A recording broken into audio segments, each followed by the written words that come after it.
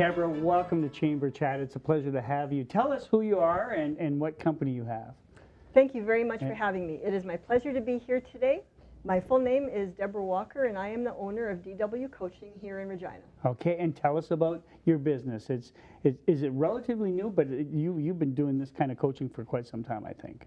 I have been doing coaching with Toastmasters for quite a number of years. Right. And I did it on a complimentary basis to a number of clients over the years. Mm-hmm. Last year, I actually launched my own public speaking business. My 16 plus years of speaking experience with Toastmasters combined with training that I have taken gave me enough to be able to start my own business, which I launched last year. Congratulations, that's fantastic. So why is that important? Why do businesses need to have maybe their people, their executives go through this type of coaching?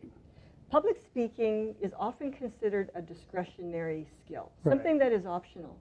But if you listen to different people speak, the strong speakers are the ones who are going to stand out to you. And when you interact with someone who speaks well, that person leaves an impression on you. And it might even prompt you in your own mind to think, I would like to be able to speak like that. Right. How can I grow my skills? How can I pursue that coaching and take that time and invest in myself so that I have those positive interactions with other people, and then they're going to be more willing to buy the idea that I'm selling them. So that's that personal development of the people at this speaking stage. And it's tough for people. Like public speaking is what? One of the worst feared pieces that people like get scared about? Like if you say, what scares you? Public speaking will be one of them, right? Absolutely. Yeah. It is very frequently at the top of the list. Right. How I heard one speaker named Dan Clark put it once was that it's not actually public speaking that we're afraid of. We're afraid of not speaking well in public. That's really the deeper fear with people. And it's a fear that can be overcome. Like many things, the more that you do it, the better that you're going to get at it. You're going to strengthen your skills. You're going to get over those verbal crutch words like the ums, the ahs, the so's. With coaching, you will learn how to craft those memorable messages that leave a meaningful impression on the audience.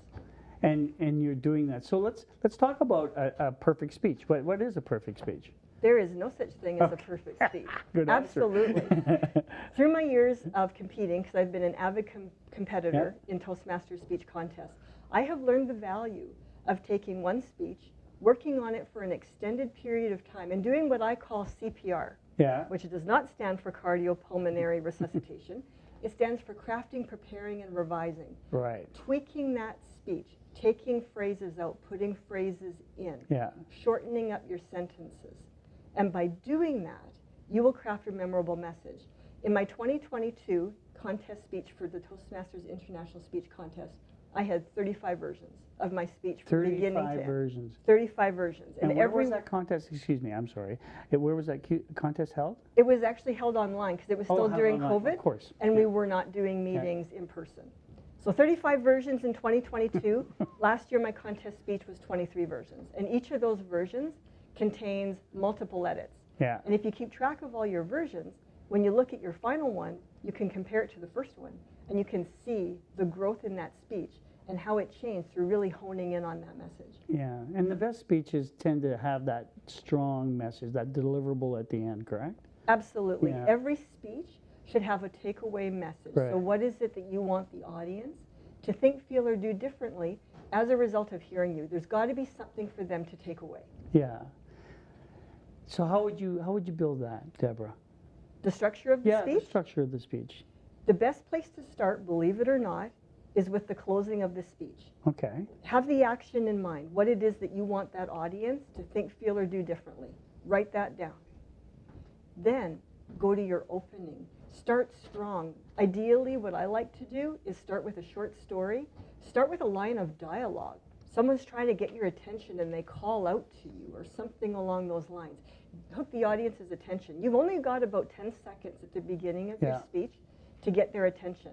And then you got to keep it. Then go into the body of your speech. If it's a shorter speech, say 7 minutes, you're going to have maybe one story that leads to one point. If it's a longer keynote speech, 30 or 40 minutes, you're going to have 1 point for every 10 minutes of your speech. Use that as your basic structure, and then you incorporate different anchors into the speech. The anchor can be a story, it could be an acronym, it could be Yes. analogies, Yeah. it could be even an activity, and you can incorporate more than one anchor into your speech to help engage your audience. So it needs to be memorable to the audience, Yes, right? it does. And in order to do that, you have to practice, you have to revise, etc. over time. Yes, and there's two Yeah. different components to it. There's working on the script, the actual content of the speech. Gotcha. That's where we do that CPR, the crafting, preparing, and revising. Yeah. Once you've got the script really nailed down to where you want it, then it's time to start working on internalizing the delivery. Move it from your head, the memorization of it, to your heart. Right. The internalization of it, so that when you're actually standing in front of your audience, it's more like you're having a conversation with them. Right. You're not talking at them. So you must watch like politicians or people on TV that give speeches that don't do a very good job. What are they doing wrong, do you think, in some cases? The main thing that I see speakers do when I watch them online or on TV is the verbal crutch words. Right. The so, well, you know, like. The word like can also be a really bad Right. crutch word. Those are the things that happen when a speaker is thinking, what am I going to say next? I need that verbal crutch word to give me those few seconds. So they're trying to think. buy time. They're trying to buy time. Right. Absolutely. That is the number one mistake. And the reason that that happens is lack of preparation. Okay. If it's a prepared speech, they clearly haven't spent enough time internalizing their message. If they're taking questions from the public, the crutch words come into play when they're not able to think on their feet Right. quite as fast. And they need to, think for a minute, how do I respond to this question? Now, we can do things to work on both of those skills. In speech development, it's working on the script, putting in the time to internalize that message. Okay. When it comes to the impromptu speaking, you can actually do exercises that I have done with my clients in the past, peppering them with impromptu questions. What is your favorite flavor of ice cream and why? And you've got 2 minutes to give me an answer. And you just pepper it, and you do it over and over and over again, and you can train yourself to think more quickly on your feet. Yeah, and there's a lot of organizations in our community that, and throughout, that do media training, et cetera, but I'm guessing that's part of it, right?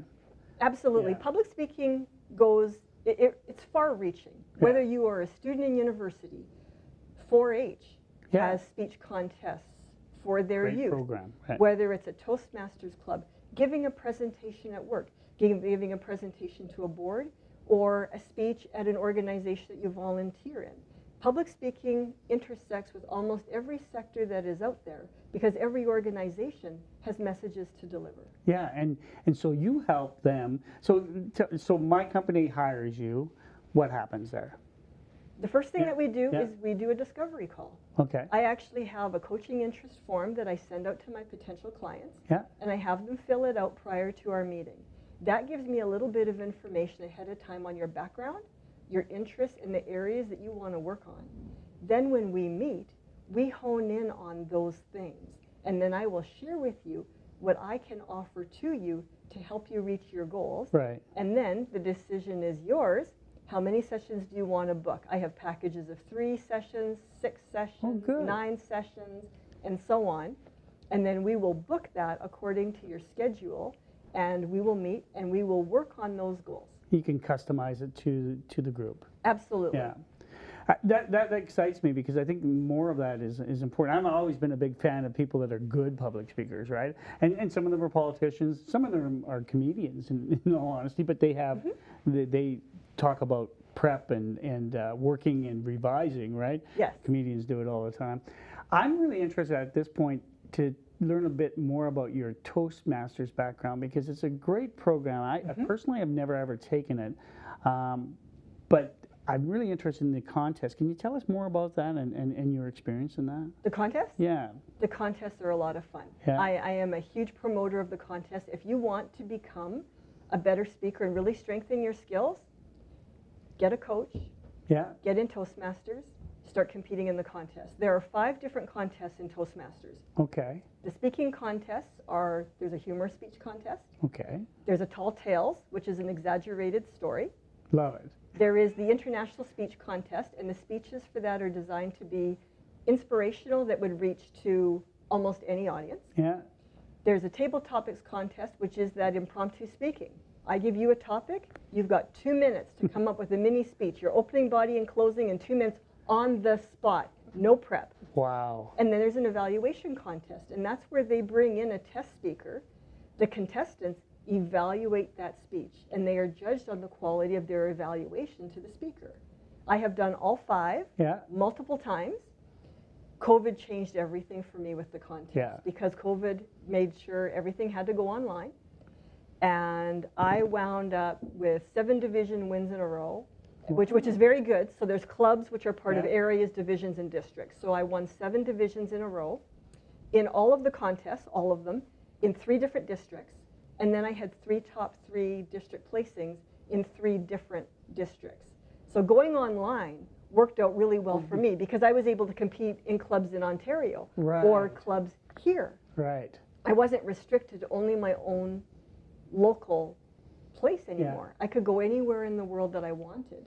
Now I've coached with professional speakers, world champions of Toastmasters. Yeah. So I've gotten coaching and feedback from people at the world level, and I still continue to now. I'm always learning, listening to podcasts, reading books. I have, 4 or 5 different speeches in the works right now, whether it's a keynote speech or a 10-minute or a 7-minute.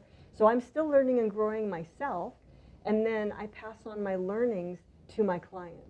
I know you're a big fan of the continuous improvement and certainly personal development, but that's a big part of it, is it not? Like just challenge yourself.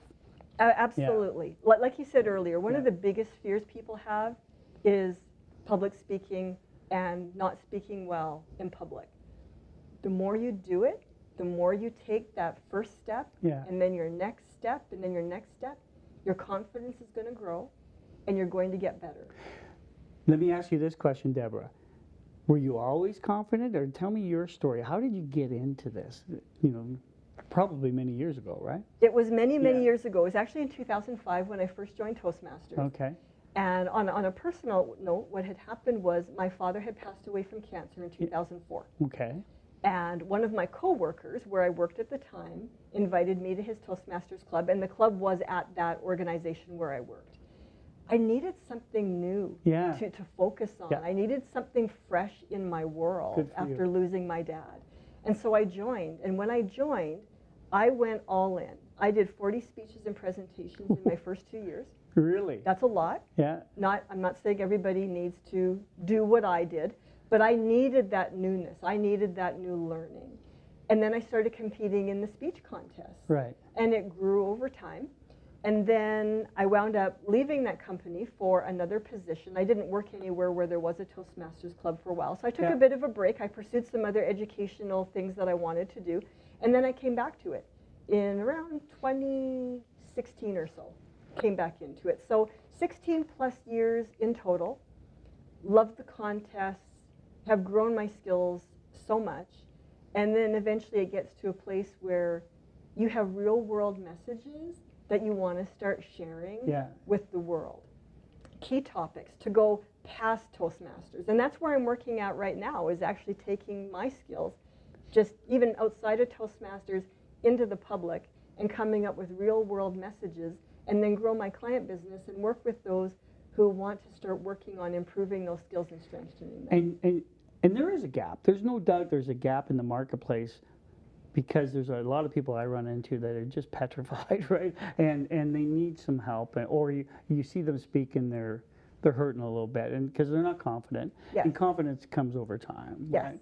And so you also facilitate, correct? Did I read that correctly? So tell me about your facilitations. How do they work? So there's 2 different things that I do as part of facilitation. I come up with my own workshops, for example. Okay. So I created my own 4-week workshop earlier this year. It's called Without an Anchor. Oh, good. And that is on the 5 different anchors that speakers can use to make sure that their message is clear. Okay. So that is a weekly workshop that I can do on Zoom with people. They can register with me, and then each session will last an hour to an hour and a half over the course of a whole month. And they will get all of that information. There's handouts and there's videos to watch. It's a whole complete program. Oh, brilliant. Then in addition to that, I also facilitate a program called Color Spectrums.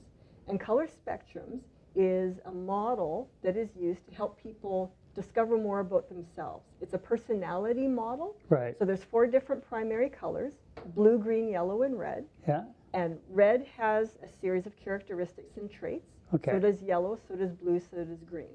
So that's a workshop of self-discovery where you learn more about yourself and what you are most naturally like and what you are most naturally not like. So that program is not for public speaking services, but it can still help you on a personal development level. It's actually a fantastic team building activity with good. teams, bringing them together. Let's do a session. And okay, how do people view you? Do they view you as being organized? Yeah. But do you view yourself as being organized? So Color Spectrums is part of the facilitation that I offer. There's the Without an Anchor workshop. Yeah. And then I also have a single session on how to create a captivating PowerPoint presentation. Oh, We've been good. PowerPointed to death. Yeah. How many times have you seen a slide on the screen with lines of bullet points and tiny little boxes that no one can read? That's not effective. It's not engaging. I put together my own custom presentation that I can take people through how to create a captivating PowerPoint where the speaker speaks to the slides. Yes. The slides don't speak for the speaker. Yeah, if you have a lot of text on your slides, then you're losing your audience. I mean, I'm a big fan of just putting a picture up there and then I can talk about it, right? And, That's right. Yeah, so I know you can help companies with their storytelling too, right? And, Yes. and that is like an online presence, that's all these other things. What kind of advice could you give a business that's watching in terms of how to get their point across, maybe via video or online social media platforms? Mm-hmm. Storytelling is the absolute #1 key. That is Okay. the best anchor for any speech or presentation. Right. It's better if the story is your own, something that you have personally experienced or that someone that you know, like a family member, has experienced. Yeah. Weaker stories are the ones that you would tell people that you don't know, like someone from history, Right. unless there's something about that person that really impacted you in a meaningful way. So talk about that, Yeah. right? Right. Yep. So if you can take a personal story, and it doesn't even necessarily need to be, a deeply personal story, but you can draw different lessons from your life just through different things that you have done. And you can bring a deeper meaning. For example, I saw a video of a world champion once, and he gave a speech about changing the tire on his car. Okay. Okay, that's something that's very relatable. Yeah. It's happened to all of us at one time or another. It's always inconvenient. It always causes a level of frustration. But he took that message and he made it so meaningful that he became the world champion of public speaking many years ago. Changing the tire on a vehicle. Yes. Something what we would think is mundane. Yep. He made it something. Yes, he incorporated Yeah. humor into it and he took it to a deeper meaning. So as a speaker or a presenter, if you share something about yourself and a story from your life with your audience, Yeah. people like hearing that kind of stuff. Exactly. Stories are engaging. Informational presentations, for example, are the hardest to present Okay. because you're delivering content, you're delivering knowledge, right? You're wanting people to learn something. But if you incorporate humor and stories within that, why is this piece of information important? Tell a story about how that piece of information worked in your own life, how Yeah. it impacted you. That's going to make it more relatable to the audience. They'll start thinking, oh, okay, I get it, I see this. And then the audience is going to have those light bulb moments, the aha moments where I get where this connects with me. The engagement is important, right? Absolutely. The worst thing I would think is having audience members fall asleep. And then Yeah. that's when you know you need some training from Deborah, right? Exactly. So tell me, we're just going to wrap up here fairly quickly, but I want you to let the business community know how they can get a hold of you and your availability. Absolutely. Yeah. I am very flexible with my availability. Yeah. I will work with what works for my clients. Evenings, weekends, not a problem. We will work with your Yeah. schedule. Right. I'm very easy to reach. You can visit me at my website at Deborah, and it's Yeah. spelled Deborah, Okay.